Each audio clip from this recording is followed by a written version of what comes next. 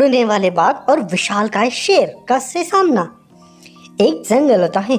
उस जंगल में एक जगह पे एक शेरनी और उसका बच्चा रहता है। वो अपनी माँ को बोलता है, माँ ये क्या हम जंगल में इस तरह से छुपके क्यों रहते हैं और आप हमेशा दिन में कहाँ गायब हो जाती हैं, मुझे कुछ समझ नहीं आता। तब उसकी माँ बोलती, अरे बेटा कोई नहीं, हमारी मजबूरी है, तुम यहीं पे ही चुपके रहा करो, मैं दिन में काम करने जाती हूँ, पैसा कमा के आती हूँ, तुम जब सब बड़ा हो जाओगे तुम्हें सब कुछ मैं बता दूँगी।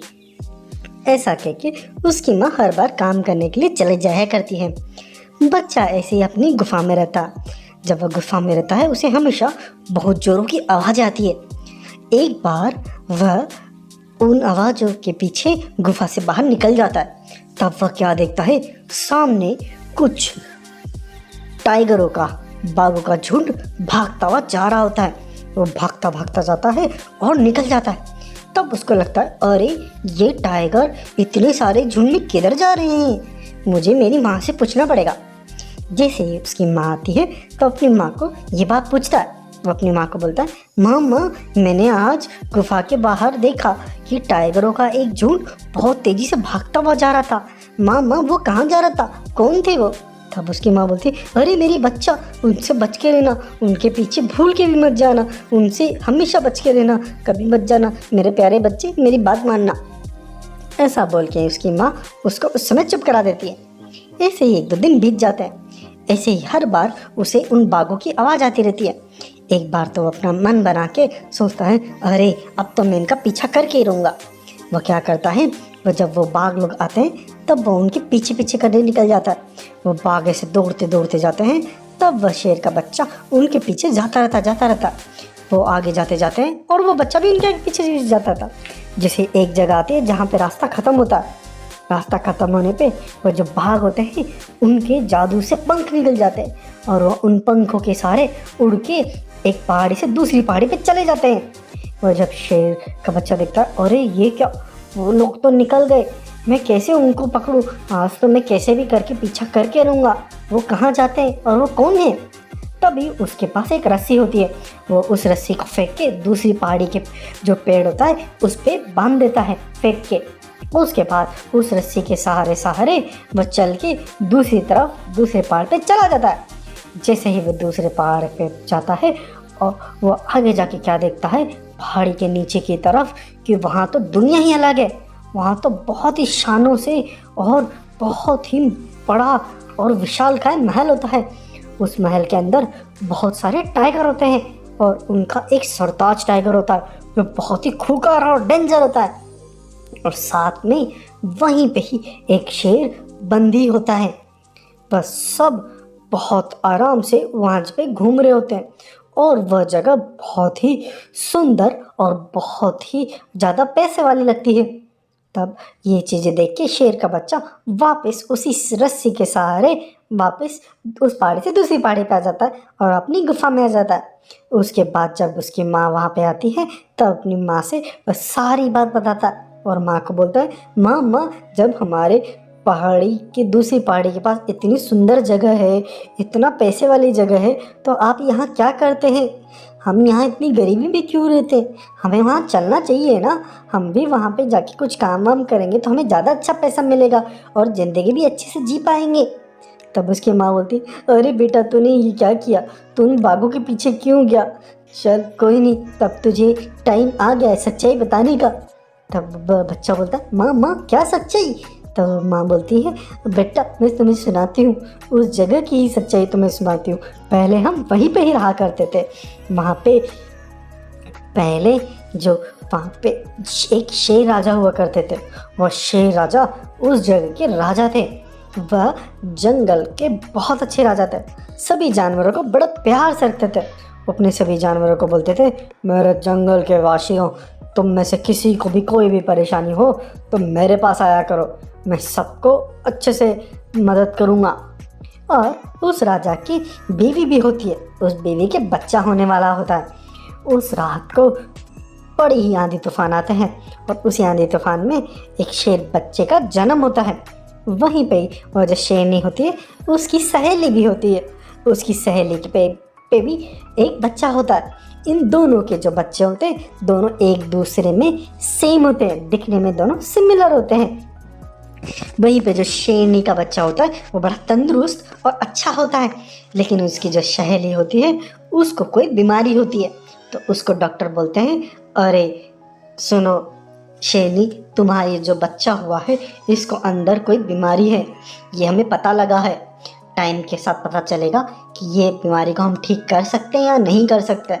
तब वो बोलती है, अरे मेरा बच्चा ठीक तो हो जाएगा ना, बताओ तो सही।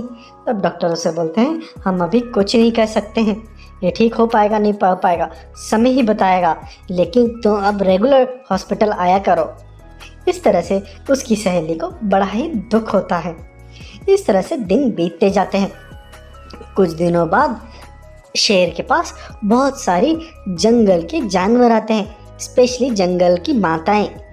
वह सब शेर के पास आती है और बोलती है, शेर राजा जी, हमारा जंगल बहुत मुसीबत में है, हमारे बच्चे बहुत ही मुसीबत में हैं, हमारे सारे के सारे बच्चे ड्रग्स के आदी हो चुके हैं, उन सबको नशों की लत लग चुकी है, इससे हमारे जंगल के जवान बच्चे इस नशे की आदत में एकदम ख़राब होते जा रहे हैं। वह घर पे लड़ाई भी करते हैं और नशा करने की वजह से एकदम कमज़ोर हो गए हैं, इस तरह से हमारा जंगल बर्बाद हो जाएगा। तब शेर राजा बोलते हैं, अरे इतनी बड़ी समस्या, इस समस्या का तो समाधान निकालना बहुत ज़्यादा ज़रूरी है। हमारे जंगल के जवान बच्चे इस तरह से नशे में रहेंगे तो जंगल को आगे आगे कौन बढ़ाएगा। इस नशे के व्यापार को हमें ख़त्म करना पड़ेगा। ज़रूर ये किसी न किसी की बहुत बड़ी प्लानिंग है हमारे जंगल को बर्बाद करने की, हम इसको ख़त्म करके रहेंगे, लेकिन उसके लिए मुझे एक बहुत ज़रूरी काम करना पड़ेगा और उसके लिए मुझे आप सबकी आज्ञा की ज़रूरत पड़ेगी। तब सारे जानवर बोलते हैं, हाँ हाँ शेर राजा जी, आप जो बोलेंगे हम वो करेंगे। तब शेर राजा बोलता है, ज़्यादा कुछ नहीं करना, आपके जितने भी बच्चे हैं जो ड्रग्स के आदी हैं उन सबको मैं जेल में बंद करूँगा और उनको जेल के अंदर अच्छे से रखूँगा, उनकी दवाइयाँ भी चलाऊँगा और उनको खाना भी प्रॉपर दूंगा ताकि धीरे धीरे उनकी नशे की आदत छूटे। सारे जानवर अपने राजा की बात से तैयार मान जाते हैं। उसके बाद शेर राजा बोलता है, इसके बाद हम इस जो ड्रग्स का व्यापार फैला रहा है उसको पकड़ेंगे। इस तरह से सारे जानवर अपने बच्चों को शेर राजा की कैद में पटक देते हैं। वह जंगल के वो कैद के अंदर रह के उनको बहुत अच्छा खाना और दवाइयाँ उन्हें खिलाई जाती हैं। इस तरह से ही उनका जीवन आगे बढ़ता है। तब शेर राजा अपने सैनिकों को बुलाता, अपने सभी सैनिकों को बोलता है, और सुनो, अब टाइम आ गया है कि इस ड्रग्स के व्यापार के धंधे को यहाँ से ख़त्म किया जाए। ज़रूर ये बहुत बड़े लोग होंगे, बहुत सारे होंगे, तुम लोगों को बारी बारी जाके पता करना है और असली गुनहगार को पकड़ना है, फिर हम उसको सज़ा देंगे। इस तरह से शेर के जो 2 सैनिक होते हैं निकल जाते हैं, वह जगह जगह ढूंढते हैं। तभी उन्हें एक जगह दिखते हैं कुछ लोग नशे का व्यापार कर रहे होते हैं, ड्रग्स का व्यापार कर रहे होते हैं। तभी वो दोनों शेर उसके पास पहुंचते और उसको बोलते हैं, अरे वो लोमड़ी, ये तुम जो नशे का व्यापार कर रही हो, हमें इसके बारे में जानना है। तब लोमड़ी थोड़ा घबरा जाती है।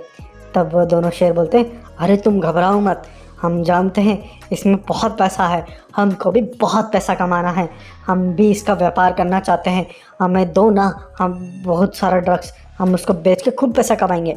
तब वह लोमड़ी समझती, अरे वाह, शेर लोग भी व्यापार करना चाहते हैं, इससे तो व्यापार बहुत बढ़ेगा, मुझे इनको ज़रूर हमारे जो बॉस है उसके पास लेके जाना चाहिए।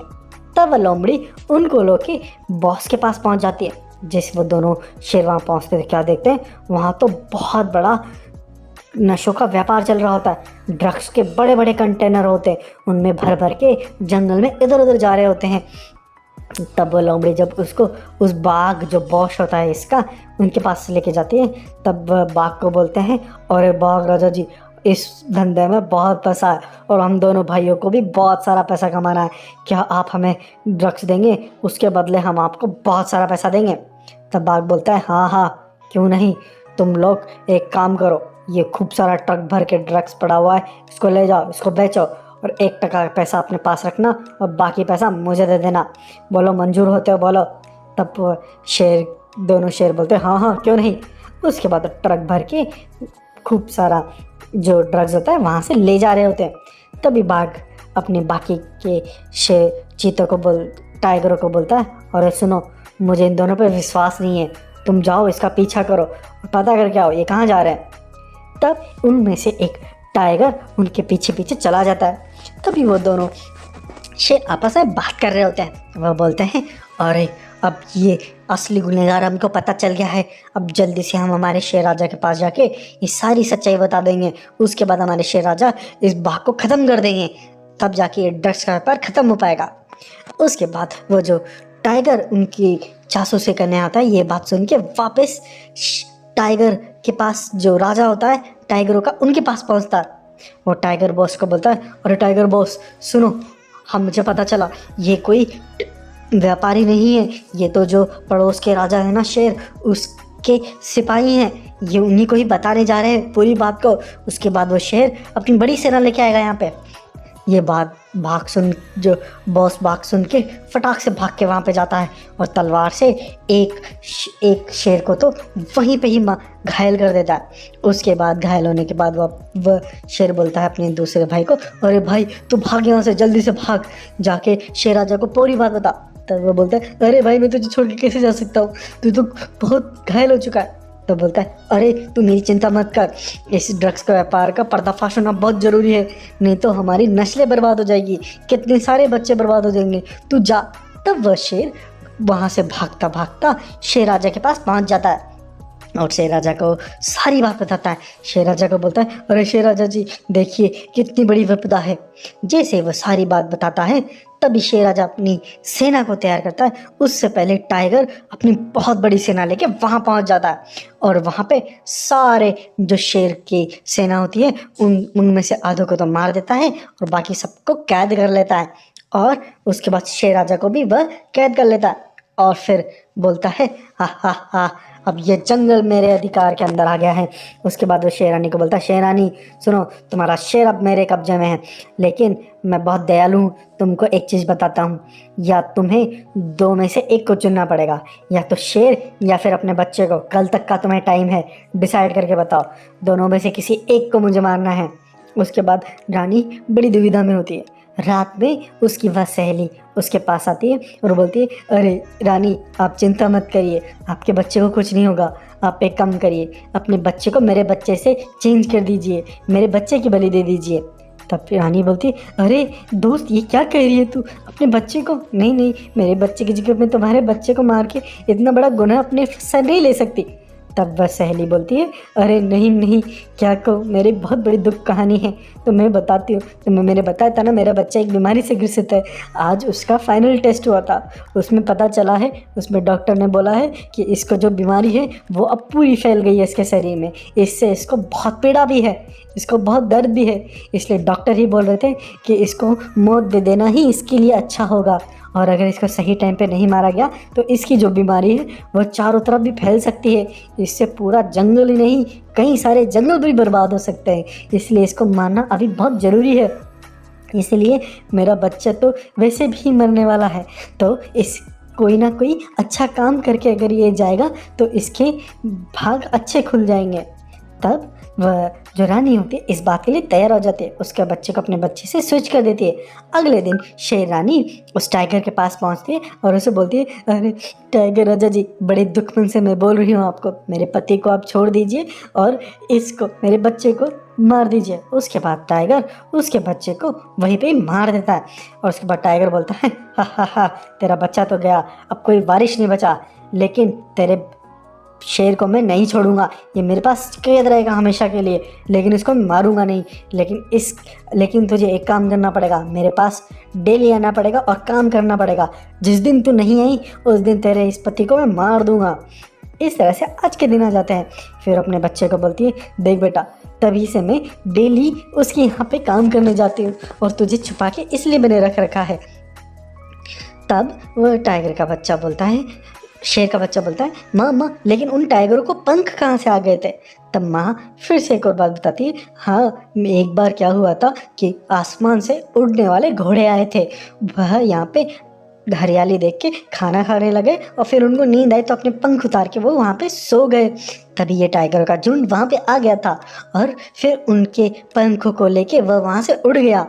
तब वह शेर का बच्चा बोलता है, माँ माँ फिर एक काम करो, मुझे उन घोड़ों के पास लेके चलो, उन घोड़ों के पास से कुछ ना कुछ आइडिया मिलेगा। तब उसकी माँ उन घोड़ों के पास उसको ले जाती है। तब वह घोड़े को सारी स्टोरी बताता है। तब घोड़े बोलते हैं, हाँ तुम्हारी स्टोरी बहुत इंपॉर्टेंट है और हमें भी उनसे बदला लेना है।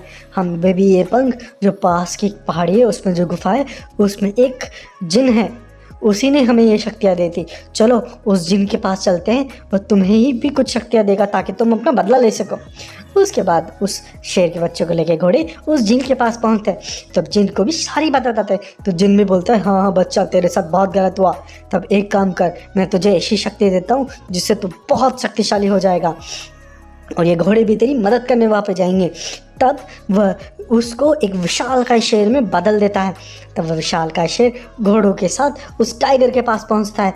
जैसे वो उस टाइगर के पास पहुंचता है, उसकी टाइगर की सेना होती है, उसको तब वह शेर अपने पंजों से मारता रहता है और वह घोड़े भी उन पर अटैक कर देता है। आधी सेना तो वैसे ही डर के भाग जाती है। उसके बाद जो टाइगर होता है तो बोलते हैं, अरे इतना बड़ा शेर कहाँ से आ गया। तब वह शेर बोलता है, अरे मैं वह कोई नहीं, मैं वही हूँ जिसके पिता को तूने बंदी बना रखा था और जिसको तूने मारने की कोशिश की थी, लेकिन मैं मरा नहीं, अब मैं तुझे अभी मार देता। उसके बाद वो उस टाइगर को अपने पैरों के नीचे कुचल देता है और वहीं पे ख़त्म कर देता है। उसके बाद वह अपने पिता को भी आज़ाद करता है और उन घोड़ों को उनके पंख देके वहाँ से रवाना कर देता है और वह शेर राजा वापस से अपने जंगल में राज स्थापित हो जाता है। इस तरह से इस कहानी का होता है हैप्पी एंडिंग रहेंगे। इसलिए हमारे चाइल्ड वर्ल्ड चैनल को सब्सक्राइब करें और लोगों के साथ शेयर करें। हैप्पी